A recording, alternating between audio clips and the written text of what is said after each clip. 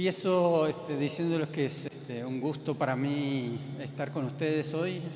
Tuve el placer, el honor de llegar el domingo en la mañana a México. O sea que pude ver en el aeropuerto el segundo tiempo del partido con Alemania. Así que, felicitaciones a México. Vamos, ojalá que nos encontremos con Uruguay un poquito más adelante en la Copa. También tuve el gusto de trabajar 2 días en el DF con los supervisores sobre estos temas de evaluación. Y bueno, quiero agradecer a la Secretaría de Educación Pública por la invitación y por el interés que tuvieron en el libro que escribimos con 2 colegas de Uruguay, Beatriz Picarón y Graciela Laureiro, que ustedes tienen en sus manos. Y agradecerle a Lisa, a Pedro Velasco y a la gente aquí de Guerrero por estos días. Y he estado, algunos me habrán visto, yo anduve mezclado entre ustedes, sobre todo ayer en la mañana y en los momentos de las comidas. Me gustaría hoy dejar 4 ideas principales.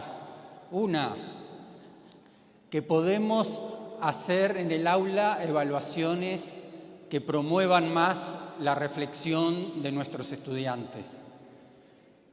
2, que para eso es muy importante el tipo de situaciones que les proponemos. Y voy a conversar un poquito y a mostrarles ejemplos de lo que son situaciones auténticas. 3, que deberíamos utilizar mucho más la evaluación con carácter formativo, calificar menos y usar más la evaluación como una herramienta de aprendizaje.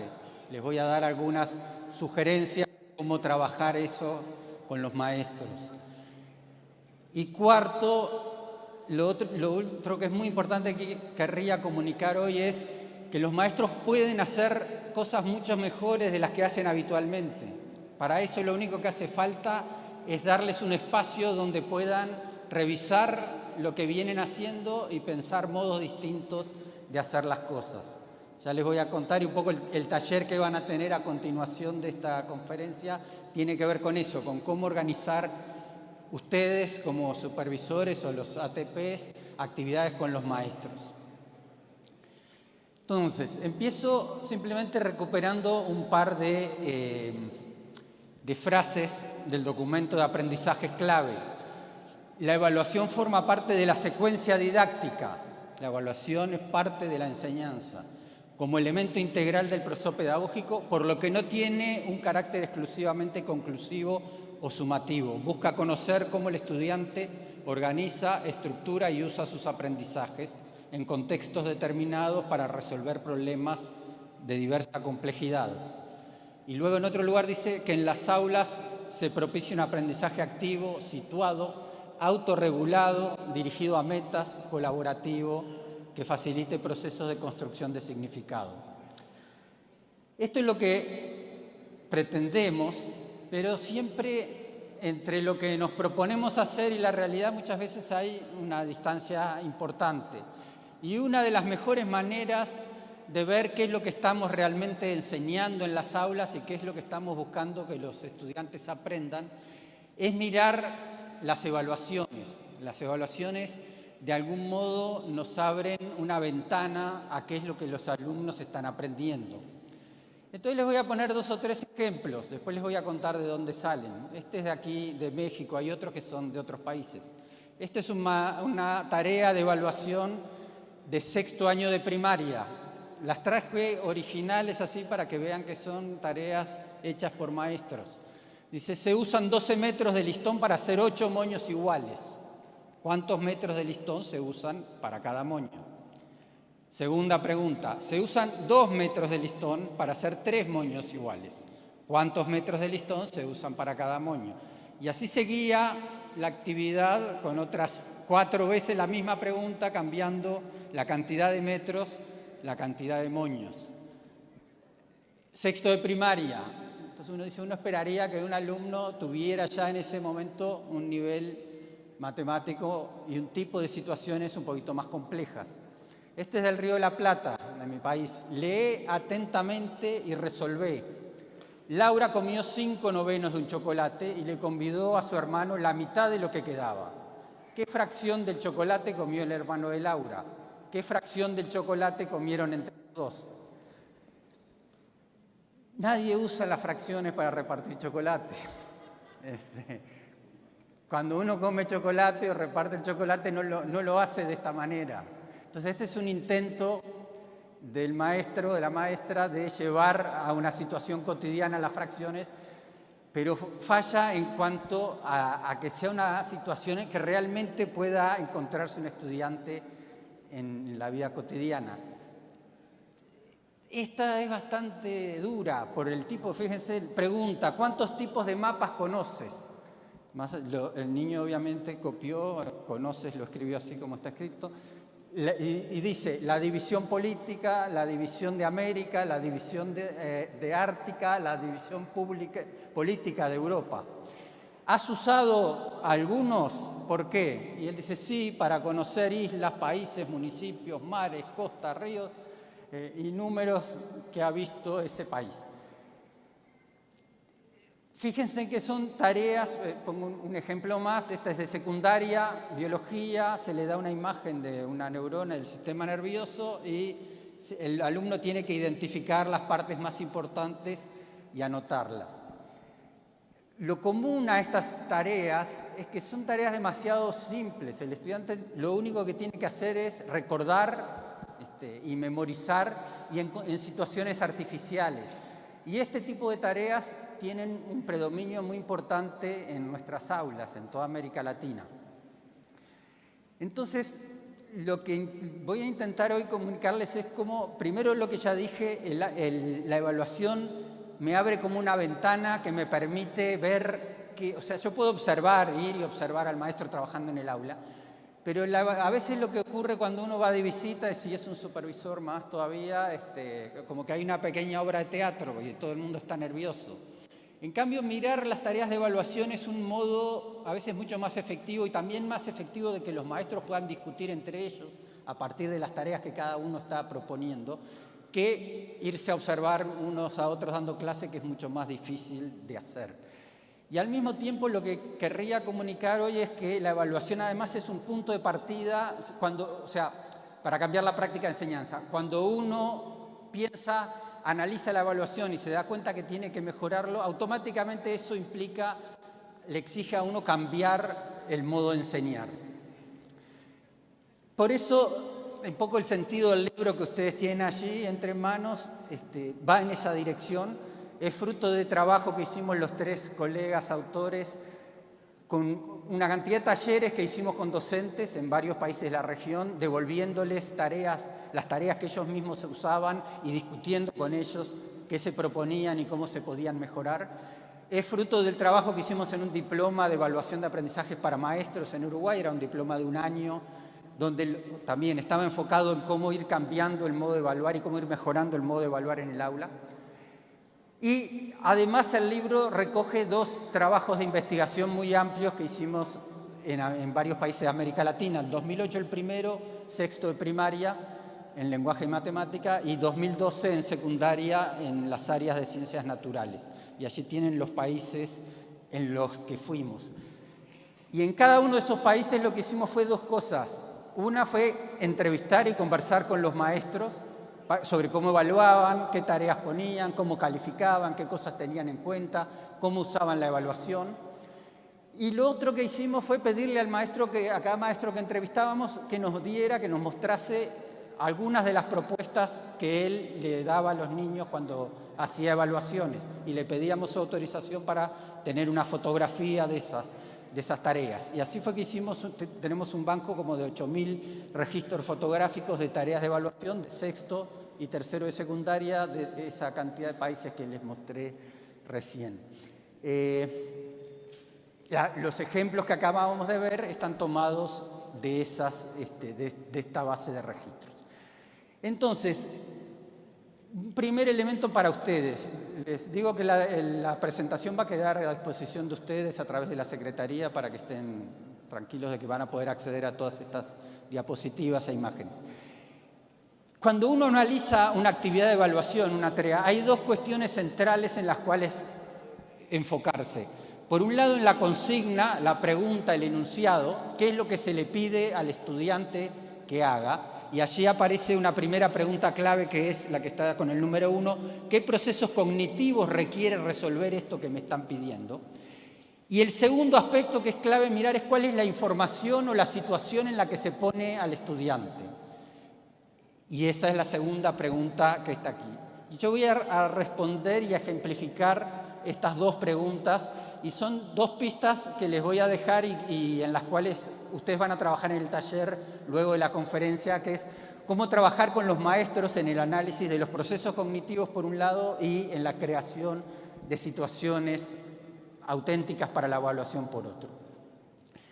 Entonces, voy a hacer un recorrido a través de ejemplos por 5 grandes categorías de procesos cognitivos y de situaciones, y al final lo voy a resumir. Hay tareas cuya respuesta solo requiere recordar y reproducir algo que se dijo en clase o que se leyó en un libro de texto. Esto que tienen delante es un ejemplo de eso. Es una prueba de química donde el alumno tiene que formular ciertos compuestos químicos, por ejemplo el trióxido de dicloro, y luego se le dan fórmulas y él le tiene que poner el nombre a cada una de esas fórmulas. La tarea requiere memoria y no tiene demasiada significación. Fíjense ustedes que dice prueba especial de química. Cuando yo leo prueba especial me imagino que algunos alumnos se juegan la vida en cómo le va en esa prueba. Apuesto el resultado de Uruguay contra Rusia del próximo lunes. Apuesto a que, salvo los profesores de química que estén en la sala, nadie más puede hacer este ejercicio de los que estamos aquí, yo el primero. Y todos somos docentes, supervisores, educadores, y lo que más me resulta trágico es pensar que algunos estudiantes tal vez reprueben y tal vez terminen abandonando el sistema educativo por no poder responder esta prueba especial. Entonces, ahora vuelvo, pero esta es una tarea entonces que solo requiere memoria y que no tiene ningún contexto. Ven que les pongo allí sin contexto. Allí el alumno siempre en abstracto tiene que hacer esas fórmulas y nombrar los compuestos. Un segundo ejemplo del mismo tipo. Esta es una prueba de biología de secundaria, que es el colesterol. ¿Qué diferencia hay entre el colesterol bueno y el malo? ¿Qué consecuencias tiene el colesterol sobre la salud humana? ¿Qué factores pueden causar un alza del colesterol? Etcétera. El alumno, ¿qué tiene que hacer? Recordar lo que dijo el profesor en la clase o lo que leyó en el texto y contarle al profesor más o menos parecido lo que dijo. No tiene ningún problema, ninguna situación que resolver delante. De nuevo, reproducir sin contexto. Luego hay tareas que dan un pasito más. Ya vimos la de los moños. Allí ya no es solo recordar, sino más bien es aplicar, darme cuenta. El alumno tiene que hacer una pequeña inferencia, tiene que darse cuenta que tiene que usar una división, que para responder la pregunta tiene que dividir la cantidad de metros entre la cantidad de moños y eso le va a dar la respuesta, y luego hacer la división o plantearlo como fracción. Esto es lo que nosotros en el libro le llamamos tareas que requieren aplicar. Son tareas que en general son bastante mecánicas. En el caso de este claramente eran 6 iguales, el alumno ya enseguida se da cuenta de qué es lo que tiene que hacer. Y como les decía hoy, es una situación bastante artificial. Puede ser que alguien se ponga alguna vez a hacer listones y haga el cálculo, pero en fin. Esta es otra interesantísima de secundaria, que también consiste en aplicar en una situación artificial. Lo leo un poquito rápido. Un gato se mueve persiguiendo a un ratón sobre una trayectoria rectilínea. El gato comienza a perseguir al ratón desde el reposo y alcanza una velocidad de 8 metros por segundo en 5 segundos. Luego continúa moviéndose a velocidad constante durante 4 segundos más. A partir de ese instante comienza a moverse con aceleración, etc. En estas condiciones determina la aceleración del gato en los primeros 5 segundos, la velocidad del gato a los 12 segundos, etc. El alumno aquí lo que tiene que hacer es conocer de memoria y aplicar a esta situación las fórmulas de tiempo, distancia, velocidad y aceleración. Son las 4 fórmulas más básicas de la física clásica. Velocidad, distancia sobre tiempo, etc. Entonces, es una situación que requiere aplicar esas fórmulas a esta situación y es una situación artificial. Aquí hay un intento del profe de llevar esto a una situación real, pero es una situación artificial, ¿por qué? Porque ningún gato y ningún ratón corre en trayectoria rectilínea ni a velocidad constante, por un lado, y porque ningún físico se dedica a usar los conocimientos de física para analizar si el gato va a alcanzar al ratón o el ratón se va a salvar. En ese sentido es artificial, tenemos que pensar situaciones que se asemejen a aquellas en las que el conocimiento realmente se usa en la vida real. Aquí tienen ya un ejemplo más bonito desde mi punto de vista. Obviamente ustedes pueden discrepar conmigo con todo derecho y si fuésemos menos y tuviésemos más tiempo podríamos debatir un rato. Yo en general discuto estas actividades en estas presentaciones, pero en este caso no es posible. Fíjense la agudeza de este profe. Les dice, luego de una mañana de lluvia, a la hora del recreo varios alumnos quieren jugar al fútbol, pero en la cancha hay un gran charco de agua. Andrés, uno de los compañeros, propone, ¿por qué no le pedimos a la señora de servicio un lampazo? No sé si usan la palabra lampazo. Un lampazo es un palo como una escoba, pero con un costón de goma que sirve para extender, lavar los pisos, etc. Eso es un lampazo en mi país. Le pedimos un lampazo para extender el agua y que se seque más rápido. Analiza la propuesta de Andrés y responde, ¿estás de acuerdo con la idea de Andrés? ¿Por qué? ¿Cómo puede fundamentarse esa idea desde el punto de vista científico? Utiliza para la fundamentación los conceptos sobre cambio de estado, calor y temperatura que trabajamos en clase. Aquí ven que ya tenemos una tarea más interesante. Primero, no alcanza con saber de memoria. El estudiante tiene que enfrentar una situación nueva y tiene que usar los conceptos de cambio de estado para explicar por qué, si está de acuerdo o no, con que extender el agua con el lampazo va a acelerar el proceso de evaporación. Entonces, esto requiere del alumno haber comprendido y utilizarlo para dar una explicación que tiene que fundamentar. Es completamente distinto a que yo le hubiese preguntado, como en el caso del colesterol, cuáles son los estados de la materia, cuáles son los principales cambios de estado, etc. Allí me lo responde de memoria. Lo otro que tiene interesante la situación es que es una situación auténtica de la vida cotidiana, que puede ocurrir en el día a día de los alumnos. Este es otro modo, lo traigo por el tema de que también implica repartir chocolates, este es otro maestro de primaria, pero fíjense cómo plantea la situación. Para repartir 23 chocolates entre 5 niños, Vanessa pensó lo siguiente, 23 entre 5 me da 4 para cada uno, porque 4 por 5 es 20, me sobran 3, lo corto cada uno en 5 partes y le doy una parte a cada uno. En cambio, Joaquín lo pensó así, le doy 4 chocolates a cada uno, igual que Vanessa, pero con los 3 que me quedan, corto cada uno por la mitad y le doy a la mitad a cada niño. Y el último medio que me queda lo divido en 5 y le doy una parte a cada uno. Y la pregunta que le hace la maestra es, analiza si son o no equivalentes los repartos que hicieron Vanessa y Joaquín.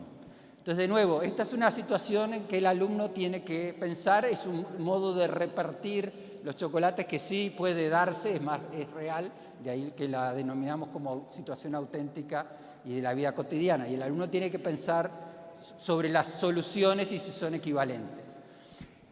Cuarto, doy un paso más hacia 2 nuevas categorías. Por un lado hay tareas, hasta ahora dijimos, bueno, hay tareas que solo requieren recordar, otras aplicar, otras que requieren comprender.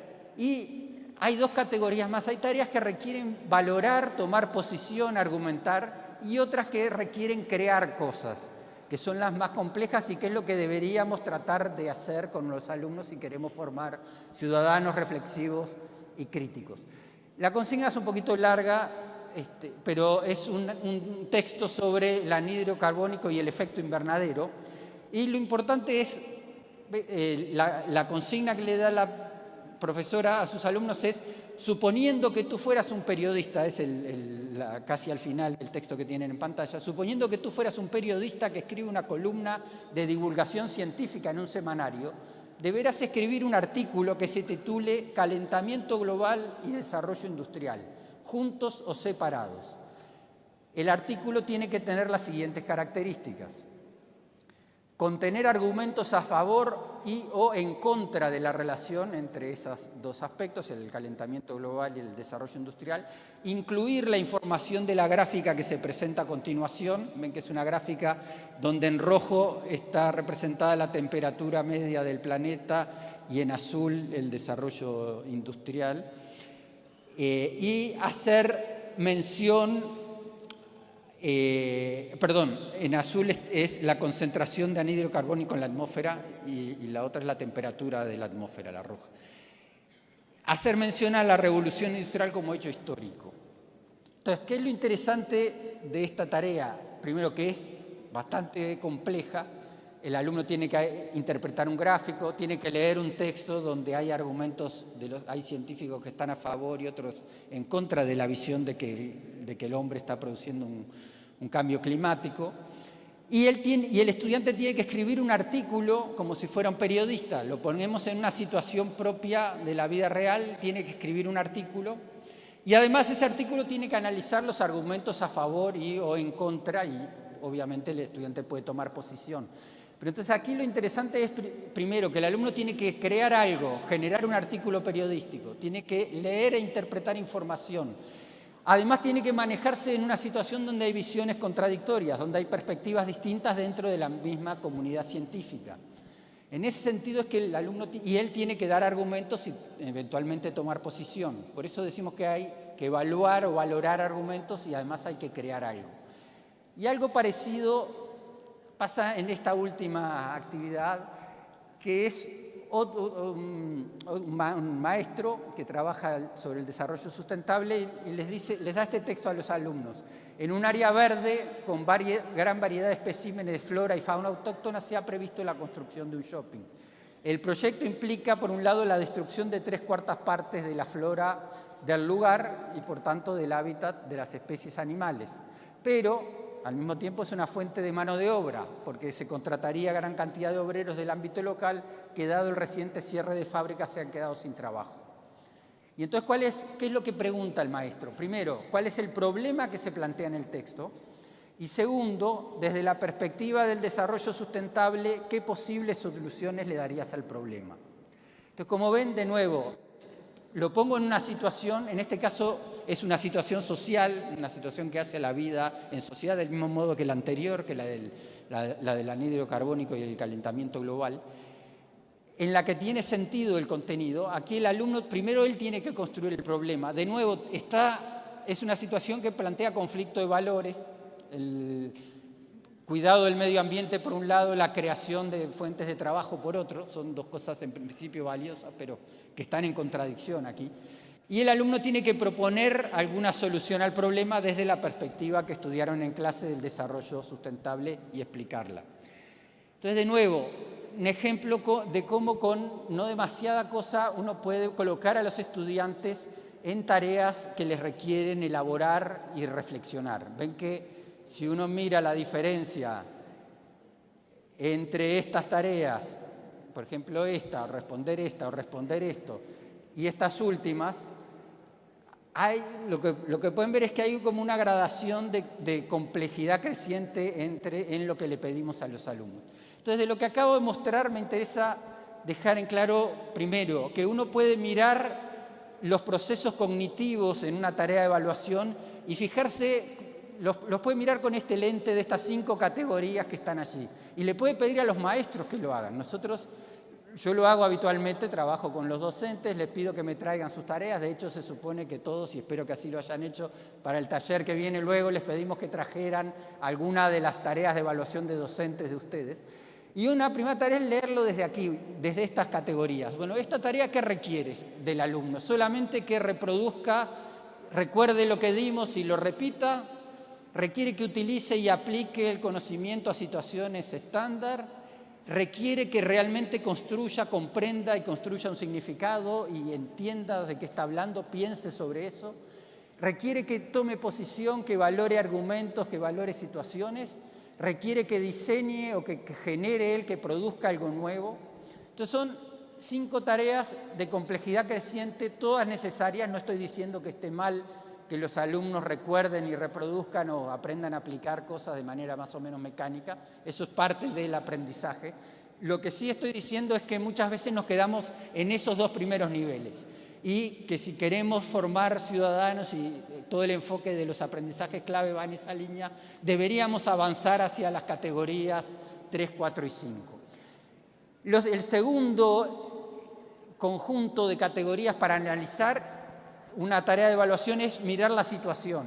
Entonces, estas son como las 4 grandes categorías que uno encuentra. Una, preguntas que no tienen ningún contexto. Le doy una pregunta, le doy un ejercicio como las fórmulas de química, el alumno lo tiene que responder, pero no tiene ninguna situación que analizar, simplemente recordar o aplicar algo.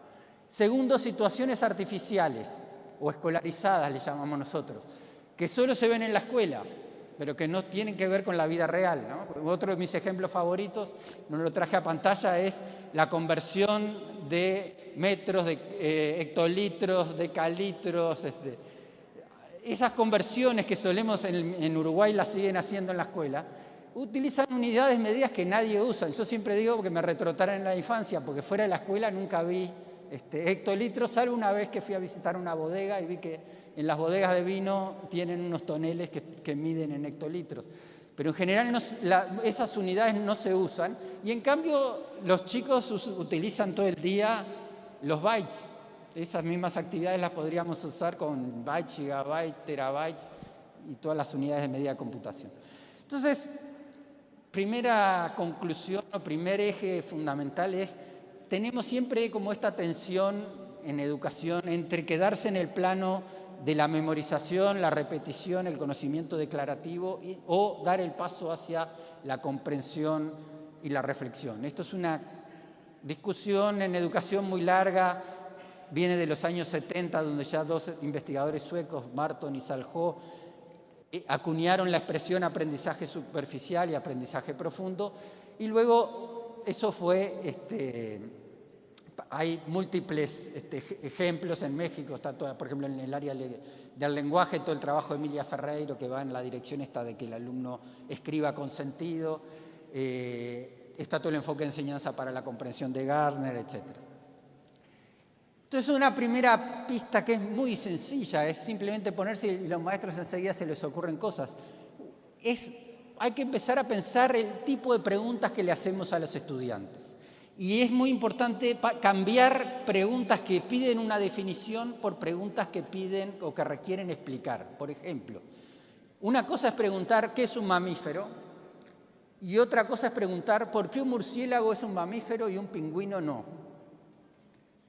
Si yo pregunto qué es un mamífero, el alumno me va a dar la definición del texto y me va a repetir de memoria la definición. En cambio, la pregunta por qué un murciélago es un mamífero y un pingüino no, me exige haber entendido el concepto, la definición. Si a mí me toman distraído, yo cuando la primera vez me entró la duda, ¿está bien así? Porque el pingüino no es el pingüino, el mamífero, que es el que camina, y el murciélago que vuela. Entonces hay que haber entendido y tener cierta comprensión. O del mismo modo, no es lo mismo que pedir la definición de cuadrado y de trapecio que pedirle al estudiante que explique por qué un cuadrado no es un trapecio. O por qué la fotosíntesis... Al revés, perdón. Eso está mal, creo. ¿Por qué un cuadrado sí es un trapecio? No, no es un trapecio. Ahora me entró la duda a mí. Creo que es a la inversa. ¿Por qué la fotosíntesis es una reacción endotérmica? O ponerle una afirmación errónea para que el estudiante diga si es adecuada o no y lo justifique. Ok, entonces una primera cuestión que les dejo es, y que los profes enseguida cuando uno los pone a analizar y a discutir, bueno, pero ¿tú qué pretendes que el alumno haga con esto? Enseguida se empiezan a dar cuenta y empiezan a generar preguntas que requieran comprensión. El segundo paso que quiero dar es el tema de las situaciones. Aquí tomo un ejemplo de Wiggins, es un autor americano, un profe de 8º grado, es decir, de un segundo de secundaria, le pone esta situación a los estudiantes. Estás a cargo de la sección de envolver regalos en una tienda, 24.000 clientes compran ropa cada año y cada mes se venden alrededor de 165 sacos, 750 camisas, 480 pantalones. Alrededor del 15% pide que la ropa que la compra que hacen se envuelva para regalo y para eso se necesitan cajas y papel. El precio de todas las cajas es el mismo, el metro de papel cuesta 5 pesos, cada rollo de papel tiene 1 metro de ancho y 100 metros de longitud. Entonces ven que es una situación que puede ocurrir en la vida real y se lo pone al estudiante en un rol. Tú sos el responsable de la sección de envolver regalos y tienes que planificar los costos para el año y quieres gastar lo menos posible. Entonces tu tarea consiste en recomendar a la sección de compras en un informe escrito. El alumno tiene que elaborar un informe, no solo hacer los cálculos, sino que comunicar lo que hizo. Además, luego hacer aritmética, tiene que usar porcentajes, tiene que hacer una cantidad de cálculos, o sea, no es una tarea que se resuelve de un único modo y que tiene una única respuesta correcta. Es una tarea que lleva tiempo, hay que producir un informe. Es una tarea que normalmente debería tener una instancia intermedia en la que cada alumno presente cómo la hizo y reciba devolución de otros y tenga una segunda oportunidad para mejorarla. Y es una tarea que si la hiciésemos acá seguramente la haríamos de modos distintos, llegaríamos a resultados diferentes. O sea que permite discusión en clase de cómo la hizo cada uno y qué formas de resolverla son más apropiadas que otras. Entonces, lo importante de esto de las tareas auténticas es que no quiere decir que no sea importante el contenido teórico ni la ejercitación, pero es como si uno enseñara a jugar al fútbol. ¿Sí? Imagínense que yo vengo aquí a darles, como vengo de Uruguay, que fuimos 2 veces campeones del mundo, vengo a dar una clase sobre fútbol, un curso. Entonces les hago la historia del fútbol, traigo mi PowerPoint, les hablo de las reglas, les hablo de la historia, les hablo de los fundamentos, de cómo jugar. Cuando ustedes se aburren de escucharme hablar, les digo, ahora vamos a ejercitar. Y entonces bajamos a la cancha y les enseño cómo se pasa la pelota, cómo se hace el saque de costado, cómo se levanta un tiro de esquina, etc. Pero nunca jugamos un partido. Entonces, después que hicimos todo eso, le digo, bueno, ahora evaluación. Evaluación escrita, pregunta de examen para aprobar el curso. ¿Quién hizo el segundo gol en la final del Mundial de 1950? ¿Alguien sabe?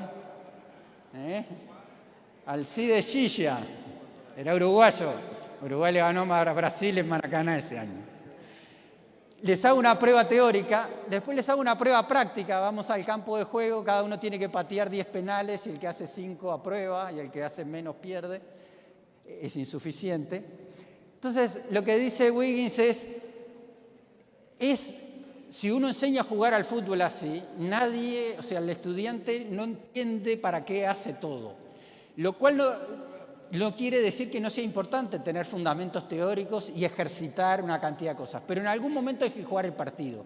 Cuando se juega el partido es cuando todo cobra sentido.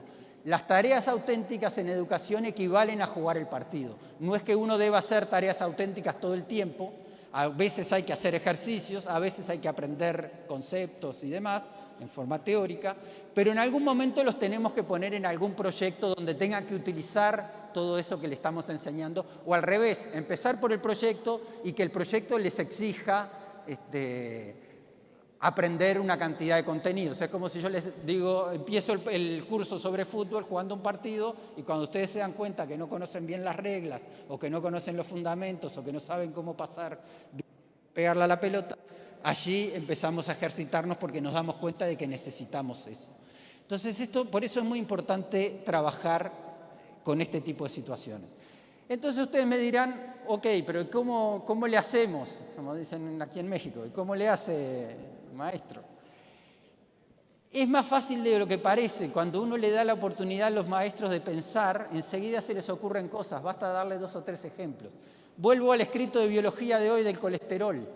Este grupo de profesoras, esto lo hicimos en uno de los talleres, la consigna era, después de conversar estos temas, es cómo podríamos hacer, en vez de esta prueba de 5 preguntas, una situación auténtica. Y las profes hicieron esto.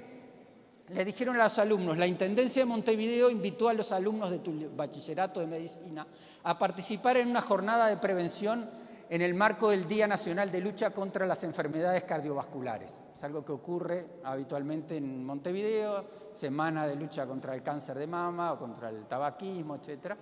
Semana de prevención, Día Nacional de Lucha contra Enfermedades Cardiovasculares.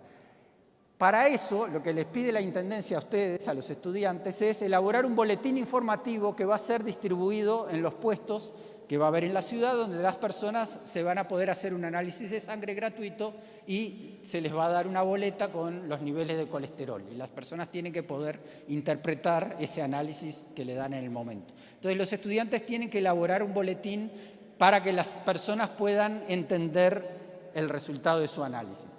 Y entonces les describen el producto. Tiene que ser un boletín, máximo 4 carillas, media hoja a 4, o sea, no pueden escribir un libro, tiene que ser algo escueto, simple. Tiene que tener un eslogan que resuma el objetivo, que sea atractivo para las personas. Tiene que tener información clara y concisa sobre qué es el colesterol, por qué se habla de colesterol bueno y malo, y cuáles son los niveles de referencia para hombres y mujeres. Tiene que explicar la relación entre el nivel anormal de colesterol y el riesgo de padecer infarto y recomendaciones sobre la dieta y sobre el ejercicio físico. Entonces, como ven, si uno lo mira, dice, el contenido es el mismo. Los estudiantes tienen que hablar de las mismas cosas, que es el colesterol, el bueno, el malo, etc. Pero la tarea es completamente distinta, o sea, es mucho más, o sea, esta tarea, planteada así, con 5 preguntas, es para responder de memoria y contarle al profesor lo que el profesor ya sabe, que es lo más aburrido que hay en educación. En cambio, aquí tienen que explicarle a una persona, a un ciudadano a pie que no estudió el tema, con las palabras de ellos, de un modo apropiado, qué es el colesterol, etc. De nuevo, esta es una tarea que cada alumno, cada equipo la puede hacer de maneras diferentes y se puede discutir qué folletos son mejores que otros y puede haber reflexión colectiva en la clase. Entonces, esto es lo que a mí este ejemplo me encanta porque yo digo que es como el mago que saca el conejo de la galera. Esa magia la pueden hacer los profes si uno les da el espacio. Ese cambio lo hicieron los profes, ellos. Partieron de su prueba y la transformaron en eso. Entonces les dejo un segundo desafío que van a trabajar hoy en el taller, es el de cómo generar situaciones auténticas y cómo trabajar con los maestros para ayudarlos a transformar las pruebas que usan habitualmente en situaciones auténticas o por lo menos evitar las situaciones completamente artificiales o las tareas que no tienen ningún contexto. Porque van de la mano, o sea, si uno quiere trabajar procesos de comprensión, de valoración y de creación, necesariamente tiene que ir a situaciones auténticas. Si no, siempre se va a quedar en el nivel más básico, que como ya dije, no es que tenga que desaparecer, es necesario pero insuficiente. Paso al, entonces, punto 1 que les dije quería contarles es procesos cognitivos, punto 2, situaciones auténticas, punto 3, evaluación formativa. Estos son 2 ejemplos de muchos distintos de actividades de los Juegos Olímpicos, gimnasia olímpica, nado sincronizado, salto sincronizado. Ayer fui hasta la quebrada a ver los saltos de los muchachos de aquí de Guerrero, muy bien, muy bueno. En los Juegos Olímpicos hay que evaluar esto, ¿sí? Y hay un jurado que evalúa a estos muchachos. Y uno que mira de afuera dice, ¿qué evaluación hacen? Debe ser muy subjetiva. Entonces, la pregunta es cómo se califica el desempeño en estas disciplinas. Y sí, hay un jurado que califica subjetivamente, pero subjetivamente en el sentido de que lo hace a partir de su percepción, pero utiliza criterios explícitos. Esto es muy importante para diferenciar subjetividad de arbitrariedad. En evaluación siempre hay un componente de subjetividad. Pero el problema es cuando los criterios no están explícitos. Estos muchachos que saltan y esta chica que hace gimnasia saben perfectamente qué está observando el jurado y saben sobre qué base están siendo evaluados. En educación muchas veces no cumplimos ese requisito. Evaluamos o tenemos una cierta apreciación subjetiva del trabajo de nuestros estudiantes, pero muchas veces los estudiantes no saben exactamente qué es lo que nosotros estamos observando o considerando. Por eso es muy importante que los criterios estén explícitos para no ser arbitrarios. Y normalmente aquí cada jurado pone un puntaje, ¿verdad? Vieron que hay un promedio y salen las pantallas, son sobre 10 puntos, 8,25, y cada jurado pone uno, se promedian los puntajes. Ok, ahora les cambio la pregunta. La pregunta que hice recién es cómo se califica el desempeño en estas disciplinas. Pero ahora pongo otra pregunta, que es ¿cómo ayudo a mejorar en estas disciplinas? Entonces, imagínense ahora que ya el problema no es el jurado para ver quién gana la medalla, sino que el problema ahora es el entrenador que los tiene que ayudar. Si yo soy el entrenador de estos dos chicos o de esta chica, y lo que hago es decirles, bueno, salten o hagan su desempeño y les digo, bueno, 7,5 en sincronización, 8,2 en salida de la prueba, y así les doy puntajes. ¿Los ayudaría mucho eso a mejorar? ¿Eso es lo que hace el entrenador de estos muchachos? No. El entrenador hace otra cosa completamente diferente. El entrenador los ayuda a entender cómo están haciendo las cosas. Entonces, los puntajes no me ayudan a mejorar el desempeño. El entrenador lo que hace es ayudar a la persona que se dé cuenta, mira, lo estás haciendo mal porque cuando entras y saltás en el trampolín, vos pones el pie de este modo y tu compañero de tal otro, y entonces ya el salto arranca desfasado. Entonces, el entrenador los ayuda a darse cuenta de cómo lo están haciendo y recién allí, cuando ellos se dan cuenta de cuáles son los errores, pueden ir mejorando. Entonces, lo que es muy importante es darse cuenta que los puntajes no ayudan a mejorar el desempeño, del mismo modo que las calificaciones en educación no ayudan a mejorar el aprendizaje de los alumnos. A lo sumo ponen un incentivo externo. El problema en educación es que nosotros, los docentes, tenemos que hacer los dos roles al mismo tiempo. En este ejemplo que estoy poniendo, unos son los jurados, otros son los que entrenan. En la educación, los docentes en determinado momento tenemos que hacer de entrenadores y acompañar a los estudiantes y ayudarlos a mejorar, y en determinado momento tenemos que hacer de jurados porque tenemos que decidir si están en condiciones de aprobar el curso y con qué calificación y demás. Entonces tenemos que darnos cuenta que estamos en esa tensión y que tenemos que jugar los dos papeles. La cuestión clave es separar los momentos. El problema es cuando uno mezcla las dos cosas. Allí es cuando la nota mata el aprendizaje. ¿Sí? Yo siempre pongo en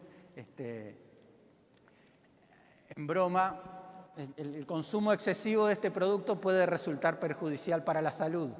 Shepard dice, el exceso de calificaciones menoscaba la orientación de los estudiantes hacia el aprendizaje. ¿Por qué? Porque los estudiantes se dedican a lograr notas y no a aprender.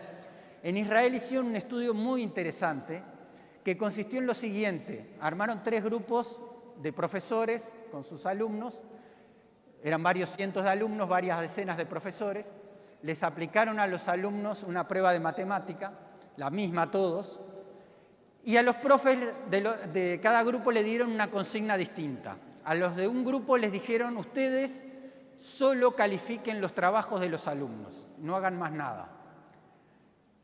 Al segundo grupo de profesores le dijeron, ustedes no pongan ninguna calificación ni ningún juicio de valor, no digan si está bien o está mal.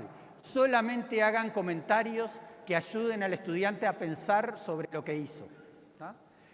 Y tercer grupo, le dijeron al tercer grupo de profes, ustedes hagan las dos cosas, pongan una nota y pongan comentarios. Y volvieron a los 15 días con una prueba similar a ver qué pasó con los estudiantes y cuáles habían avanzado, mejorado más su desempeño. ¿Y qué fue lo que encontraron? Primero, los que solo habían recibido calificación estaban más o menos igual que hace 15 días antes, prácticamente no habían mejorado. Segundo, los que solo habían recibido comentarios sin calificación habían mejorado razonablemente, se desempeñaron mejor en la segunda prueba. Y tercero, y lo más importante de todo, ¿qué pasó con el grupo que recibió las dos cosas? Mi intuición inicial antes de leer esto fue, les habrá ido también bastante bien. Pues no, les fue igual que a los de las calificaciones. ¿Por qué? Porque cuando el alumno recibe la calificación, William dice, ¿qué es lo segundo que mira un estudiante después que ve la calificación? La calificación de sus compañeros. Y se empieza a comparar, a ver si está mejor o peor. Y la mamá en la casa le pregunta, ¿y qué nota tuviste? ¿Y qué nota tuvo fulanito? A ver si sigue siendo mejor o peor. Moraleja, muy importante para los docentes. Si vas a poner una nota, no pierdas tiempo en poner comentarios, porque no los van a leer. Y los alumnos en parte tienen razón en no darle importancia a los comentarios una vez que está la nota. ¿Saben por qué? Porque no les damos segunda oportunidad de mejorar.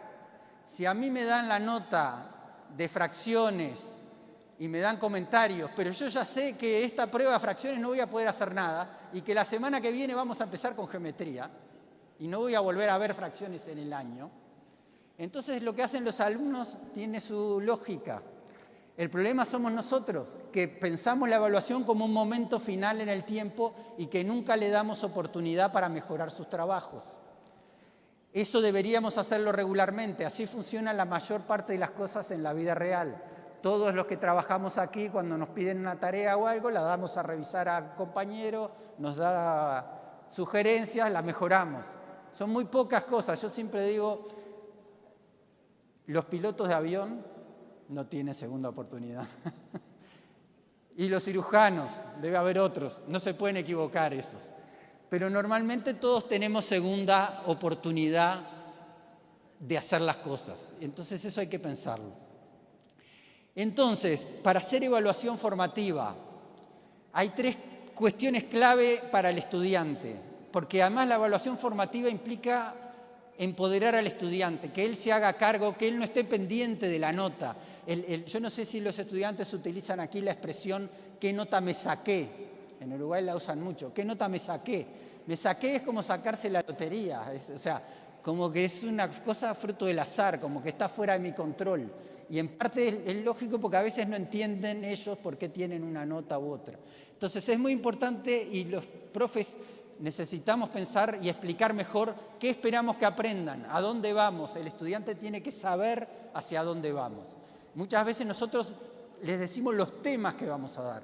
Vamos a dar tal y cual tema, pero no le decimos exactamente qué esperamos como aprendizaje de ellos. Entonces, ¿dónde estoy ahora?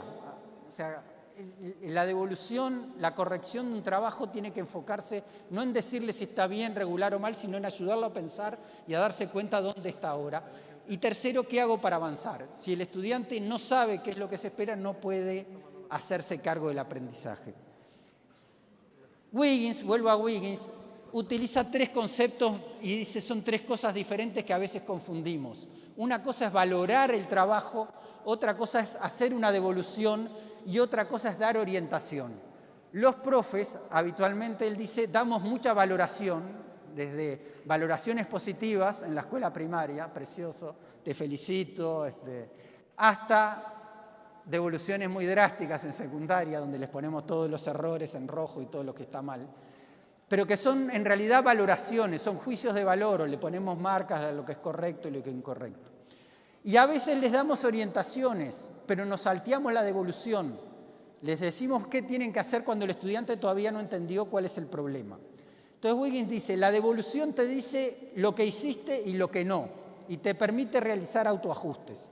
Por eso tiene que ser autoevidente, y esa es la única forma que el estudiante desarrolla autonomía. Y Wiggins pone de nuevo otro ejemplo de otro profe, un profe de educación técnica, Ralph, que está enseñando un curso de soldadura y les da a los estudiantes una tarea. Los estudiantes tienen que trabajar en sus mesas de trabajo con una soldadora y tienen que hacer un marco de aluminio con que cumpla una cantidad de requisitos. Y Ralph les dice a los estudiantes, cuando terminen, escriban su nombre en el marco y me lo traen y lo dejan aquí en la mesa. Los estudiantes trabajan, los primeros que terminan vienen muy contentos, van a dejar su trabajo. Cuando llegan a la mesa se encuentran que sobre la mesa hay una cantidad de marcos de estudiantes de años anteriores, ordenaditos, desde los que están perfectos, bien hechos, 90 grados, etc., una gradación hasta los últimos que están todos desprolijos, ángulos de 80 grados, mal cuadrados, etc. Entonces, dice Wiggins, los estudiantes vienen con su trabajo, llegan allí, miran lo suyo, y algunos, dice, se dan vueltas sin que nadie les diga nada y se van a su mesa y se ponen a trabajar de nuevo. Dice, eso es un buen dispositivo de devolución, algo que le permite al estudiante darse cuenta a él de la distancia entre lo que se le pidió, lo que se espera de él y lo que él hizo. Ustedes me dirán, y es mi primera objeción, fue también cuando leí esto, es, bueno, con un objeto material, como es un marco, es muy fácil de hacer, pero con otro tipo de trabajos de los que hacemos en clase es bastante más difícil. Ok, pero hay formas de hacerlo. Algunas pistas de trabajo de cómo uno puede emular esta situación y cómo puede ayudar a los estudiantes a volverlos reflexivos. Lo primero es habituarse a que uno primero entrega los trabajos sin calificación y eventualmente que hay posibilidad de hacer una segunda elaboración. Obviamente siempre y cuando sean trabajos de cierta complejidad. Si el trabajo es responder cuántos metros de listón va a tener cada monio, ese no es un trabajo que... O sea, la segunda oportunidad es, no sé. Ok, pero podría haber una revisión. Pero imagínense un informe de laboratorio, un trabajo de historia, etc. Yo soy profe de filosofía, un trabajo de filosofía.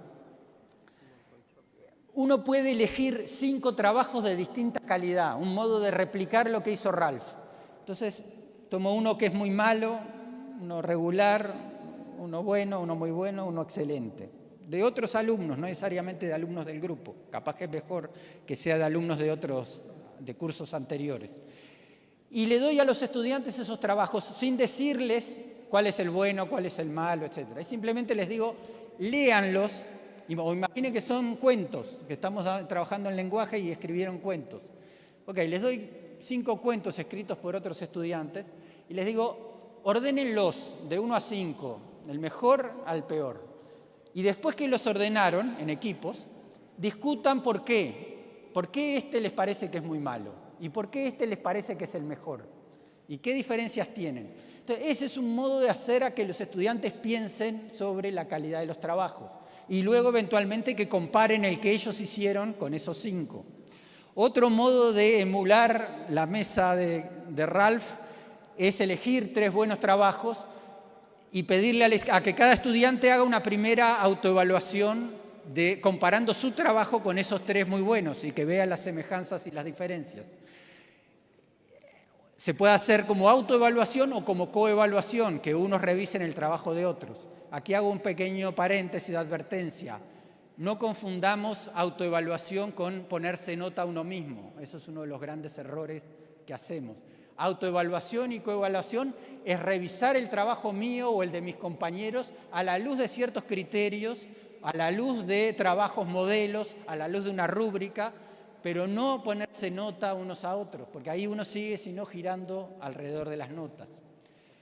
Otro modo de hacer devoluciones es cuando uno corrige trabajos, en vez de ponerle todo lo que está bien y todo lo que está mal, vimos un maestro que lo que hacía era, a cada estudiante le hacía 3 preguntas.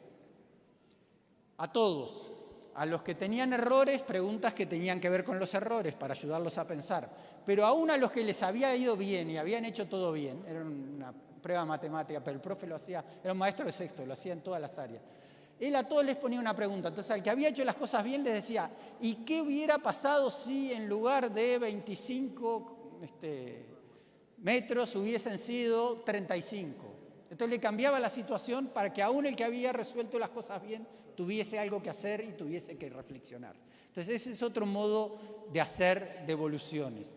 Y es muy importante darse cuenta de que no todo lo tiene que hacer uno como docente. Parte de las claves de la evaluación formativa es involucrar a los estudiantes en los procesos de evaluación. Muchas veces los estudiantes se evalúan mejor que nosotros. A veces los estudiantes entienden mejor las dificultades de sus compañeros que uno mismo, ¿no? Uno está haciéndole, repitiendo la pregunta a un alumno a ver por qué no entiende, hasta que salta un compañero y dice, no, profe, lo que no entiende es tal cosa. Y uno no se había dado cuenta porque uno piensa con cabeza de la disciplina. Entonces es muy importante darles espacio a ellos. Y mi esposa es profe también, es profe de matemática. Yo siempre digo, está siempre los fines de semana con las montañas de parciales y pruebas y cosas para corregir. Siempre digo, no corrijas tanto, que corrijan ellos, dales más tarea, poner a trabajar. El que tiene que trabajar es el estudiante. Entonces, algunos modos de hacer esto, pistas de trabajo también, y que son para proponerle a los profesores y para probarlas.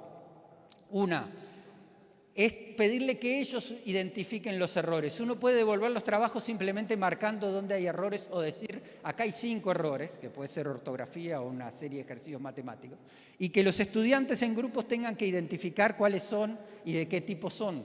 Por ejemplo, en lengua, identificar o distinguir errores de sintaxis de otro tipo de errores. Otro modo, una profe que les manda tarea domiciliaria y ella no la corrige. A la clase siguiente los estudiantes siempre saben que a cada uno le va a tocar revisar la tarea de otro y le va a tener que poner 2 estrellas y un deseo. 2 estrellas son 2 cosas buenas del trabajo. Un deseo, algo para mejorar. ¿Qué es lo que se dio cuenta la profe haciendo esto? Primero, que a los estudiantes les importaba mucho más y se preocupaba mucho más si sus amigos iban a ver el trabajo que si lo iba a corregir ella. Y entonces se ocupaban primero de hacer el trabajo y segundo de explicar bien qué era lo que quería decir, para no quedar mal parados con sus compañeros.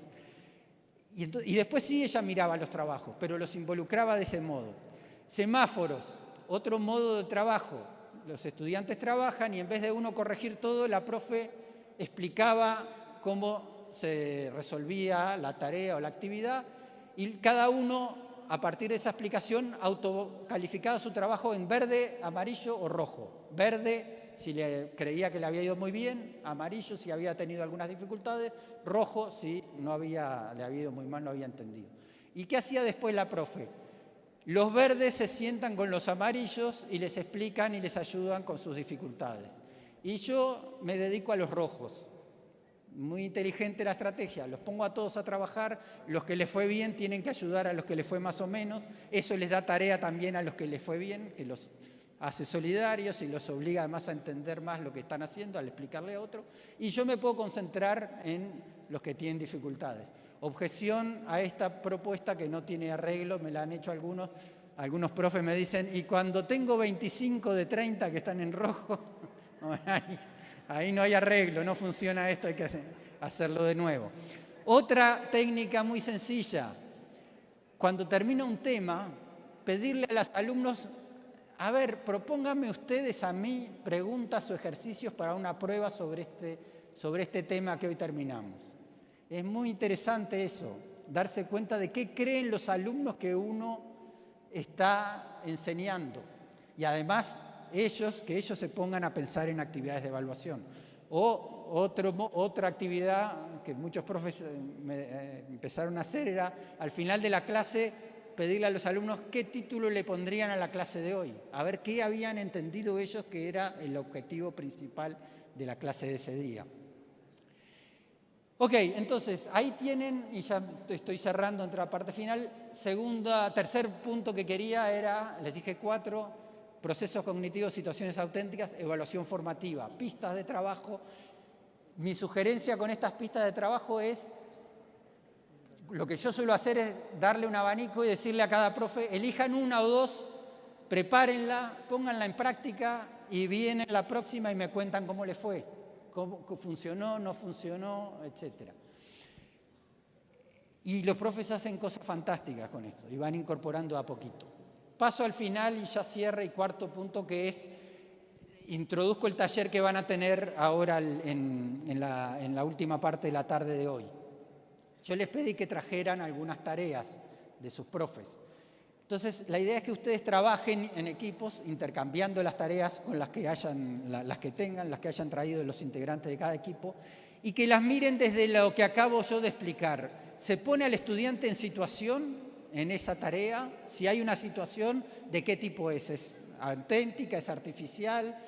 ¿Hay información que el estudiante tenga que procesar y es relevante, es motivadora, tiene una complejidad apropiada para el nivel?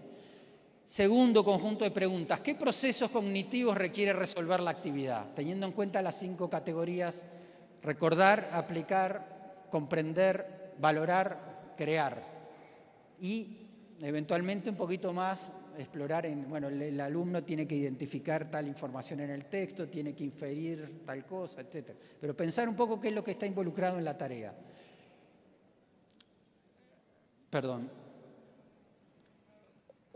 Tercero, mirar la formulación de la propuesta. A veces las consignas son ambiguas. Muchas veces cuando uno pone a los profes a revisar, sobre todo cuando hay gente de distintas materias, se da cuenta que hay cosas que uno no entiende y que seguramente el alumno no va a entender. Entonces, ver si hay cosas confusas o ambiguas. Paso siguiente, sugerir una situación auténtica en la que se podría trabajar el mismo contenido que está en esa actividad, pero en un contexto auténtico, y pensar cuál podría ser y qué características. Y cambios a las preguntas, cómo dar vuelta a las preguntas para que sean reflexivas y no requieran solamente memorizar o dar una definición de memoria. Y luego en el taller lo que les propongo que hagan es elegir de todas las propuestas, elegir una y ponerse a trabajar en elaborar la situación auténtica. ¿Cuál sería la situación? ¿Cuál es el objetivo del trabajo del alumno? Así como en el supermercado el objetivo era gastar lo menos posible en la compra de papel y cajas. ¿Quién es el destinatario? En el caso del supermercado, el destinatario era la sección de compras. ¿Cuál es el producto a alcanzar? En el caso del supermercado era el informe. En el otro caso del colesterol, la situación era la campaña, el objetivo era crear un boletín y el producto era un boletín. El objetivo era que la gente de a pie entendiera el examen de sangre del colesterol. Ellos eran los destinatarios. Y luego tratar de pensar cómo sería el proceso de trabajo y en qué momento se puede hacer evaluación formativa, es decir, instancias en que se discute y se revisa lo hecho y se lo mejora. Y al final del taller, la idea es que empiecen ustedes a trabajar en una lluvia de ideas de cómo se podría hacer un taller con los maestros basados en lo que les acabo de presentar en la conferencia y en lo que ustedes trabajen en el taller, pero pensando en las semanas de preparación del próximo año lectivo, cómo hacer trabajo con los maestros para que ellos piensen sobre sus evaluaciones. Y un poco en esta línea de lo que acabamos de hacer, ¿verdad? Que los maestros analicen los procesos cognitivos, que aprendan a clarificar a los estudiantes lo que esperan de ellos, etc. Última, ahora sí, hay un proverbio chino que dice: un camino de 1000 kilómetros empieza con un paso. Entonces, las prácticas, los modos de enseñar y de evaluar no se cambian por decreto ni de un día para otro. El que crea que un maestro va a cambiar su curso de un año al siguiente está muy equivocado. El curso, el modo que uno da las clases, es algo que uno va construyendo a lo largo de mucho tiempo. Es como un gran vitró o un gran rompecabezas que tiene una cantidad de piecitas que uno fue engarzando y que las va cambiando y los va mejorando a poquito. Entonces, mi sugerencia y la línea de lo que está propuesto en el libro es partir siempre de lo que los maestros están haciendo y ayudarlos a ellos a ver cómo lo pueden mejorar. O sea, y que cada uno mejore. Algunos habrá que tengan evaluaciones muy pobres, habrá algunos que ya las tengan buenas. Siempre se puede mejorar, no existe la evaluación ni la enseñanza perfecta. Entonces lo importante es tomar como partida lo que vienen haciendo, ayudarlos a revisarlo a la luz de estos conceptos y que ellos mismos empiecen a buscar nuevas formas de hacer las cosas. Y yo creo que ese es el único modo de ir logrando cambio en las prácticas en el aula, haciendo una transformación progresiva a partir de revisar colaborativamente y reflexivamente lo que cada uno viene haciendo.